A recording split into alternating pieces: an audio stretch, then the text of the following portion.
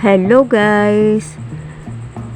For today's video, may bago na naman ako sa inyong ibabahagi na idea or interesting video sa paggawa ng tote bag. Ang materials ko pong ginamit dito ay yung sa sako ng ukay2 bale na pwede palang gawing bag. Kaya lang guys, ito ay pwede lang ilagay dito ay bigas, mga root crops, gulay. Hindi ito pwedeng ibang gala. So, kung sa pamamalingka ay pwede na ito. Mas matibay ito kaysa sa eco bag na nabibili sa palengke. Pwede rin itong gawing ang negosyo, pwede itong ibenta, i-deliver sa mga nagtitinda ng bigas, sa mga tindahan. Kaya naisip ko itong idea ito, pwede pa pala pagkakitaan. At yung mga hindi pa nga pala nakapag-subscribe sa aking channel, subscribe na, like, comment, share, and bell on, click the notification bell para lagi kayong updated.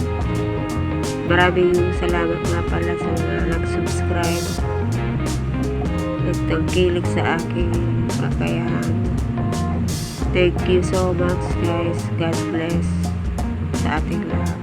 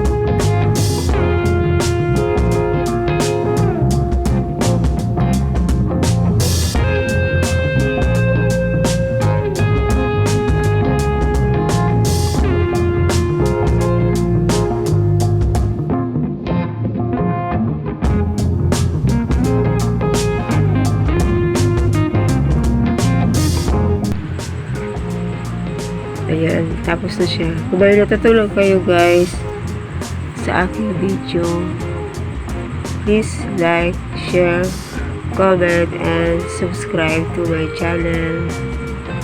Thank you for watching. See you on my next vlog. Bye-bye.